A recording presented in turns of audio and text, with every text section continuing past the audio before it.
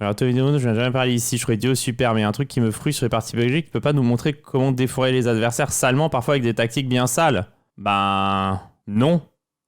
Après, fais 5 heures d'entraînement par jour pendant 10 ans et t'y arriveras, mais en fait, des tactiques bien sales, de toute façon, pourquoi faire? Je sais pas, on les défonce déjà tellement facilement, qu'est-ce que tu veux faire de plus?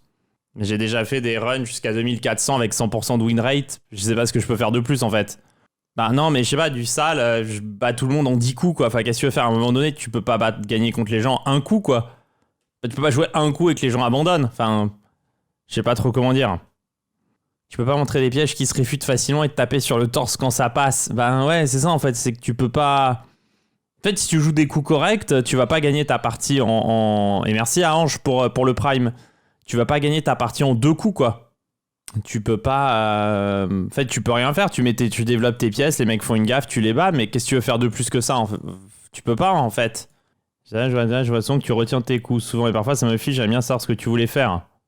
Bon, je retiens mes coups sans retenir mes coups, Bastien. C'est juste que tout gagne contre des mecs aussi nuls. Dis-toi qu'à moins de 2200 de chesscom, les mecs savent vraiment juste pas jouer aux échecs, globalement. C'est pas forcément que je retiens mes coups, c'est que je peux jouer autre chose, en fait. Il y a des milliers de manières de gagner contre des gens aussi faibles, en fait. Je sais pas comment dire. C'est pas forcément retenir ses coups, c'est que je pourrais donner ma dame. Bah, t'as bien vu la partie contre le mec à 1700. Je peux donner ma dame et quand même gagner. Alors que j'ai une dame d'avance, c'est comme si tu me... Je sais pas comment dire, une dame aux échecs d'avance nette dans les positions que j'avais. C'est comme si tu commences un match de foot avec 20 ou 25 buts de retard. C'est impossible normalement de gagner. Tu vois que malgré tout, ça gagne quand même. Donc il n'y a pas qu'une manière de gagner, il y a plein de manières de gagner. Donc retenir les coups, c'est un bien grand mot. Hein. Je joue pas forcément les mêmes coups que je jouerais à mon niveau, mais c'est pas parce... Enfin, le meilleur coup gagne pas forcément plus vite, quoi. C'est ça qu'il faut comprendre. Après... Ouais, vraiment, c'est pas parce que je joue le coup que je vais jouer normalement que je vais gagner plus vite, ça veut rien dire. De toute façon, aux échecs, on n'est pas là pour gagner vite. Enfin, dis-toi que vraiment, hein, jusqu'à 2200, je sais même pas comment t'expliquer. C'est comme si tu fais un foot contre un gamin de 4 ans, quoi. Enfin, c'est... J'ai même du mal à exprimer, en fait, à quel point c'est mauvais par rapport à moi. C'est vraiment très, très difficile de l'imager, en fait. Ça, vraiment, hein, c'est comme si tu fais un tennis contre un mec qui a une poêle et qui, en plus, sait pas jouer. Enfin, c'est ridicule. T'inquiète, je me retiens ce qu'il dit. Je suis prof de guitare, je ressens la même chose avec les noobs. Bah, imagine-toi. C'est vraiment comme quelqu'un qui fait de la guitare, mais sans les fils, quoi. C'est... Ouais. Donc, c'est difficile de te dire, en fait, je joue un coup, j'en jouerai un autre, mais je gagnerai pas plus vite. En fait, si je voulais gagner vraiment vite, il faudrait que je sacrifie des trucs pour faire monter le roi adverse et essayer d'arnaquer, quoi. Et comment t'expliques qu'on galère à atteindre les 2000 pour la plupart? Bah, pour moi, personnellement... C'est assez mystérieux. Je vais pas te mentir. Pour moi, c'est un mystère. Mais après, j'en sais rien, moi. Hein. Je sais pas. Moi, j'ai appris à jouer quand j'avais 7 ans ou 6 ans. Et pour moi, c'était très facile. Donc, je peux pas imaginer comment c'est possible d'avoir une difficulté à atteindre 2000, tu vois. Mais bon, moi, j'ai commencé tout petit. Peut-être si j'avais commencé aux 20 ou 25 ans, ça aurait été très dur aussi, tu vois. Donc, je peux pas... En fait, je peux pas me projeter là-dessus, en fait. Mais du coup, jouer t'ennuie? Bah non, contre des mecs de mon niveau, non. Mais forcément, contre des mecs qui sont moins de 2002 de chesscom ou moins de 2003 de chesscom, c'est pas très amusant. Bah, c'est logique. À quel âge t'as atteint 2000 Elo? Je sais plus, mais 2000 chesscom, l'équivalent de 2000 chesscom de l'époque, vraiment très vite. C'est vraiment pas très difficile. Mais après, voilà, c'est comme ça. Et pourquoi t'as abandonné le feed? Déjà, parce que ça me fait chier. Et puis j'ai pas le temps, enfin, tu vois, j'ai d'autres choses à faire de ma vie que jouer des tournois feed. Ça me sert à rien, tu vois, c'est idiot. Je viens de me remettre ce échec il y a pas longtemps et je titille presque les 2000 rapides chesscom. Je commence à comprendre pourquoi tu dis qu'on ne comprend rien aux échecs. Et je souhaiterais améliorer à apprendre et à calculer. Tu conseillerais quel livre du coup? Bah, des livres sur le calcul, hein. Des livres d'exercice en fait déjà pour commencer. Parce que 2000 chesscom, tu sais vraiment pas calculer, donc déjà des manuels d'exercice. Et salut Grim! Et non, 2000 Elo de chesscom, vraiment, t'es vraiment au balbutiement du calcul. Ce que tu fais, on peut pas appeler ça calculer encore. Surtout rapide, ouais. J'ai l'impression que le calcul, ça commence vraiment... À mon époque, c'était à partir de 2002 feed. Mais maintenant, les gens commencent peut-être à calculer un petit peu plus tôt. Mais c'est vraiment le début, hein. Mais le truc, c'est que tu peux atteindre un certain niveau sans calculer. Tu peux même battre des grands maîtres sans réussir à calculer un coup. Juste avec de la réussite. Bah, j'ai un pote une fois, enfin même plusieurs fois, mais qui jouait souvent bourré ou sous substance qui aide pas vraiment à calculer et qui a déjà battu des mecs à plus de 25. Juste à l'instinct. Et je parle en partie longue, hein. Bah après, j'ai déjà vu Vlad aussi jouer mort bourré contre des mecs à 25-50 et faire nul sans forcer, hein. Ça m'a toujours impressionné. Parce que vraiment mort bourré au point de rien pouvoir voir. Et il faisait nul contre des mecs à 25-50, je sais pas comment c'était possible. C'est un truc, ça m'a toujours fasciné, entre guillemets. Le genre de pouvoir malgré tout placer les pièces sur les bonnes cases. Je sais pas comment c'est possible. Mais en partie longue, c'est vraiment dur parce que tu peux vraiment pas calculer. Après, Magnus bourré, ça doit être très fort aussi, hein. De toute façon, ils ont un premier coup instinctif, ces joueurs qui sont au top, qui est tellement fort généralement, que même sans être capable de calculer, ils ont un ressenti de la position qui fait qu'ils mettent les pièces sur des bonnes cases. Sur combien de feeds actuellement environ? Ben, je peux pas te dire parce que je joue pas. Quand j'ai rejoué, les 10 parties que j'ai rejouées, je fais une perf à quoi? 23,50, 23,60. Mais je sais pas à combien je jouerai. De toute façon, j'ai plus le temps et puis je vieillis. Enfin, tu vois bien, là, j'ai plus envie de jouer. Après, tout dépend les tournois que tu joues aussi, hein. Tu peux choisir tes tournois pour mieux jouer. Tu vois, c'est plus difficile de jouer des tournois enfin, tu vois, si tu vas jouer dans une cambrousse où il y a personne, c'est plus facile que si tu vas jouer dans des tournois où il y a plein de gens, plein de jeunes qui viennent d'Inde ou de partout. Ça peut aussi... Enfin, vraiment, là, le Hello, j'ai plus peur d'un 19-50 ouzbek que d'un 22-50 français, par exemple. Globalement. Donc, tu vois, ça peut... Le Hello, je pense qu'un 1700 indien joue à peu près à 22 en France. Et je suis premier degré. Je parle, si tu vas dans des Indiens qui ont jamais bougé, 17-1800. Bah là, quand j'avais 2 potes français qui sont allés jouer en Inde, je crois qu'en 3 tournois, ils ont perdu 160 points Hello, quoi. Enfin, c'était... je pense qu'ils perdaient vraiment 40 points par tournoi ou 50 points, quoi. Enfin, ça me fait penser à la phrase de Murtas, hein. Si un Ouzbek à 1900 égalise contre toi, tu fais nul. Alors que les mecs sont 25, 50, 26. Enfin, tu peux pas faire grand-chose. Donc le Hello, ça dépend aussi un peu de ça.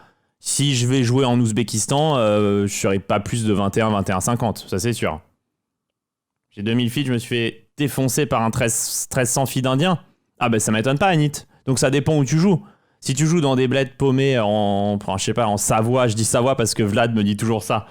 Vlad disait toujours vaut mieux jouer contre un vieux 23 en Savoie que contre un jeune 1750 en Inde. Donc tu vois, le Hello, il a aussi ce truc-là. Et je pense que c'est premier degré en plus. Je pense vraiment qu'un 23 en Savoie, je parle de quelqu'un qui jouerait que en Savoie en interclub ou quoi, va pas être plus fort qu'un 17-50 jeune indien. Et c'est comme ça, hein, on le sait tous. Ou Ouzbek, les Ouzbeks c'est pareil, les Ouzbeks c'est n'importe quoi. Ils sont tellement forts. Comme je vous disais, même mon coach Murtas qui joue à 25-50, il fait pas le malin contre des 1900 Ouzbeks. 1900 Ouzbeks c'est ultra fort.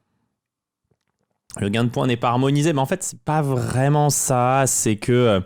En fait, dans ces pays-là, comme l'Inde, l'Ouzbékistan, c'est trop cher de faire classer les tournois feed. Parce qu'en fait, ça coûte de l'argent de faire calculer l'Elo feed. Donc, ils jouent beaucoup de tournois qui comptent pas pour le Elo. Plus le fait qu'ils soient globalement plus forts. La moyenne des joueurs est globalement plus fort. Le mélange des deux, ça crée un gap qui est monstrueux. Si tu veux, ça fait un cumul. Et souvent, ceux que tu joues dans les tournois feed, en réalité, c'est comme expliquait Vlad, c'est que ceux qui font les tournois feed, c'est les plus forts. C'est-à-dire que c'est ceux qui ont gagné dans les tournois généralement, qui gagnent dans les tournois où ils jouent que entre eux qui sont non classés feed. Souvent, c'est les plus forts de ce truc-là qui se retrouvent dans les tournois que tu joues qui sont classés feed. Donc en fait, tu joues les meilleurs aussi. Et donc quand tu te retrouves contre le 1700 feed, en fait, indien, c'est un mec qui est le meilleur de son groupe de machin et qui en fait joue très facilement à 22-23, quoi.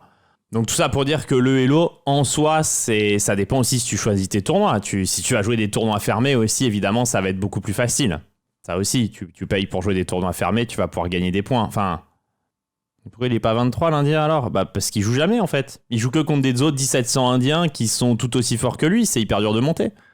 Mais dès qu'il va voyager en Europe, il va prendre 200, 300, 400 points en 3 tournois. Ça va aller très très vite en fait. Il n'y a pas une idée de faire évoluer le scoring Elo. Ouais, ils ont rajouté des points là aux joueurs, etc.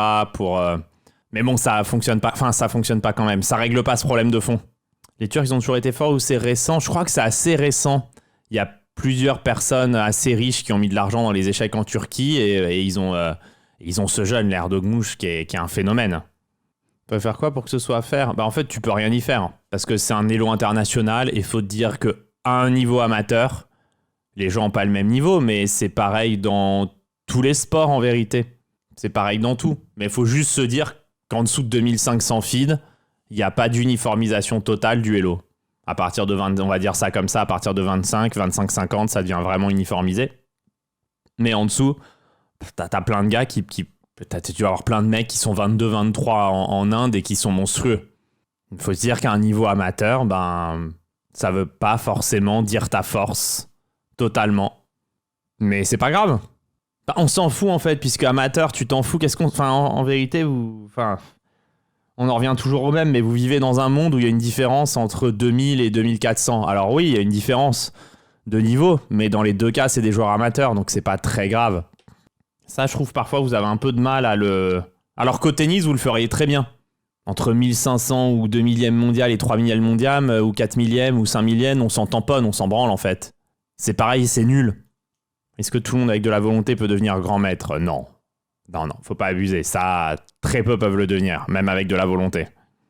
Comment ça, c'est nul? Bah, c'est nul dans le sens où, dans tous les cas, c'est pas pro, donc on s'en fout, en fait, c'est un hobby. Dans tous les cas, c'est exploser contre un poteau, quoi, c'est ce que je veux dire. C'est ça qu'il faut se dire. Plus dur d'être challenger sur LoL ou grand maître aux échecs? Largement plus dur d'être grand maître aux échecs. 2200 Elo avec de la volonté? Bah non. Même 2000 feats, c'est pas faisable pour tout le monde, malheureusement, non. Alors là encore, tout dépend. On parle en France, parce qu'en Inde, genre 2002 feed, c'est l'enfer. Là, on parle en France. Il y a plus de milliardaires que de GM dans le monde. Ouais, alors après, par exemple, si devenir GM à l'époque, ça rapportait 1 milliard d'euros, je t'annonce que je serais GM. Ça, il faut quand même aussi toujours se rappeler. Parce que GM, c'est un truc explosé au sol qui sert à rien. Ce que je veux dire, c'est qu'il y a plein de joueurs d'échecs qui c'est plus difficile d'être GM que milliardaire parce qu'il y a plus de milliardaires que de GM. Les gars, est-ce que t'as envie d'être milliardaire ou est-ce que t'as envie d'être GM? Demande aux gens. Je veux dire, je te vois, t'es grand maître, tu kennes pas. Tu vois ce que je veux dire? C'est à un moment donné, voilà, faut aussi un petit peu réfléchir. Voilà. Tu vois, il y a aussi un petit peu ce qui va avec.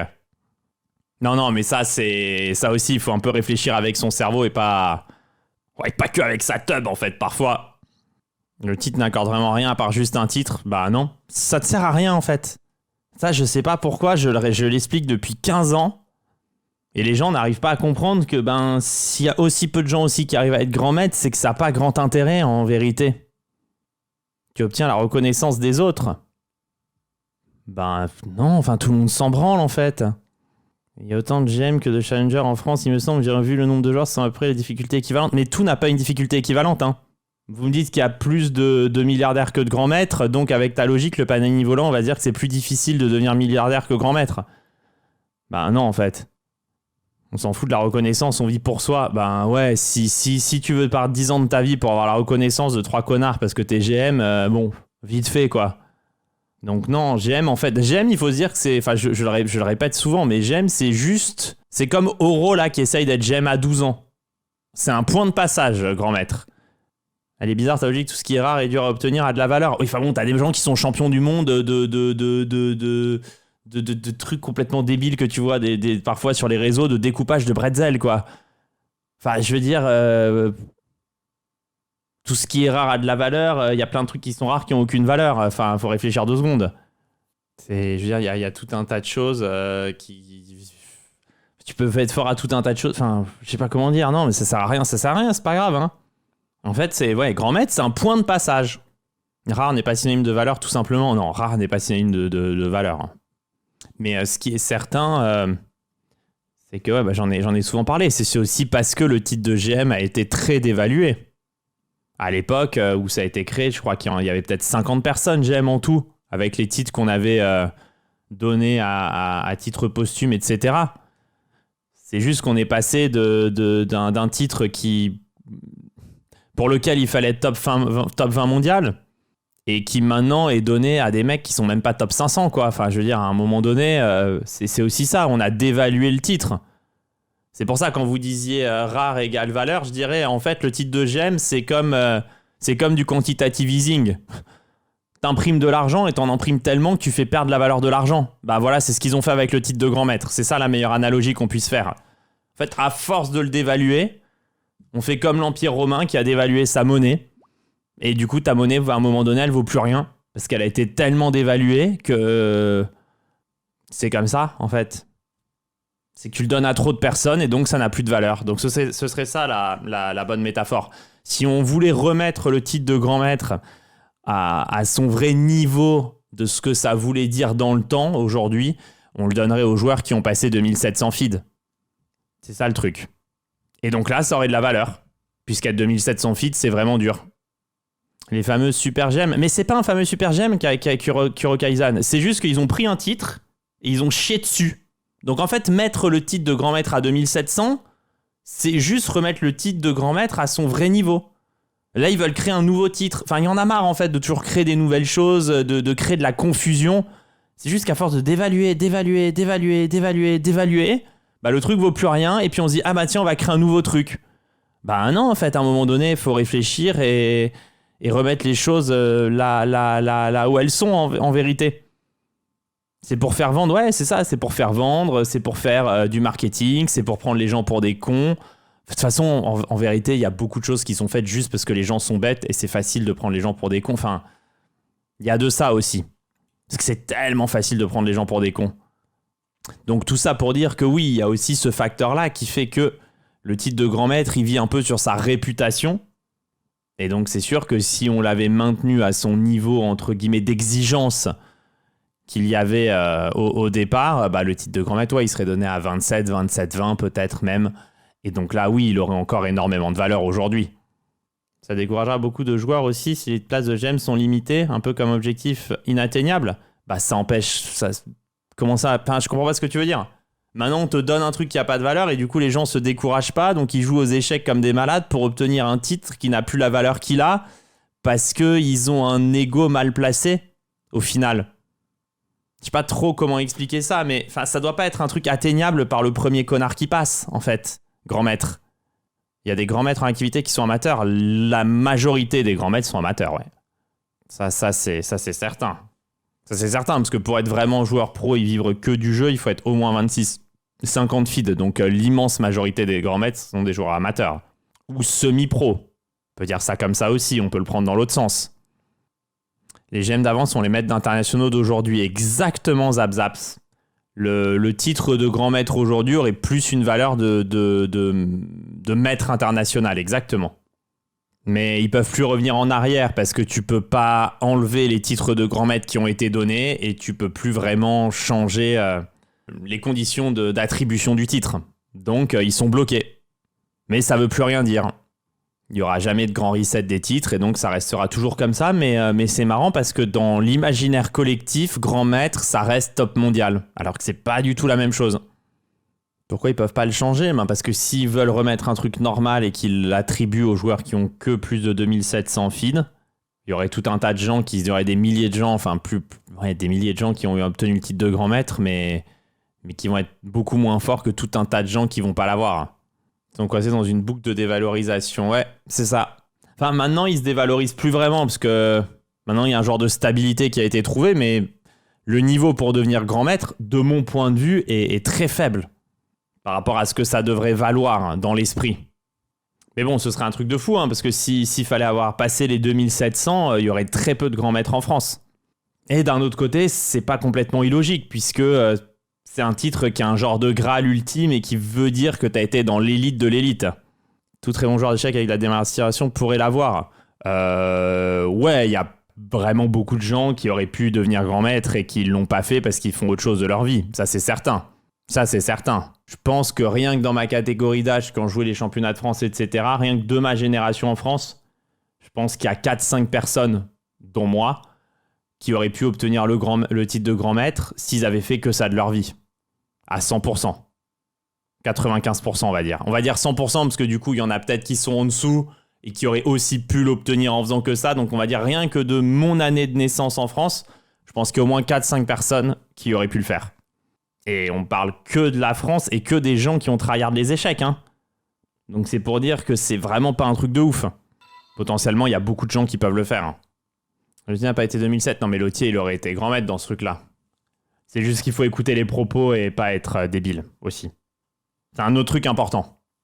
Mais ouais, avec ce système, Jules, je pense pas qu'il aurait été grand maître. Si on prend qu'il faut avoir été top 20 mondial à un moment donné, je pense pas que Jules, il aurait eu le titre de grand maître, par exemple. Si on gardait le système de comptage hyper strict. Après, d'un autre côté, je pense que Jules aurait beaucoup plus tryhard et serait rentré dans le top 20 à un moment donné sur une pointe.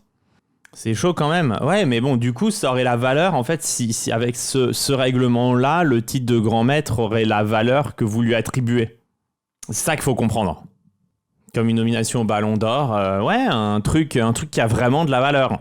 Sinon, on n'annule pas les précédents, mais on le modifie pour le durcifier. Non, mais ils feront jamais rien, Yosol, la Machina, dans les échecs. Enfin, si tu veux, quand Dvorkovic a essayé avec la FIDE d'arrêter le délire que les joueurs jouent dans plusieurs clubs en Europe et que du coup les interclubs représentent rien et que c'est de l'idiotie totale, quand Dvorkovic il a essayé de changer cette règle pour donner plus de cohérence justement aux interclubs et aux championnats d'Europe par club, il s'est pris une lettre de dizaines de grands maîtres, une lettre ouverte pour dire que s'il faisait ça, il gagnerait moins d'argent. Enfin, je veux dire, les échecs, c'est un truc, tu peux rien faire.